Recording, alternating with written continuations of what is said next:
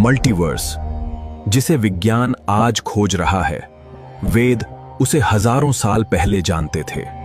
सबसे पहले हैं महाविष्णु, जिनकी एक श्वास से अनगिनत ब्रह्मांड बुलबुलों की तरह जन्म लेते हैं। दूसरे हैं गर्भोदकशायी विष्णु, जो हर ब्रह्मांड के भीतर जाकर उसे आकार देते हैं, यहीं जन्म लेती हैं गैलेक्सी। तीसरे हैं क्षीरोदकशायी विष्णु, परमात्मा, जो आकाश में नहीं बल्कि हर दिल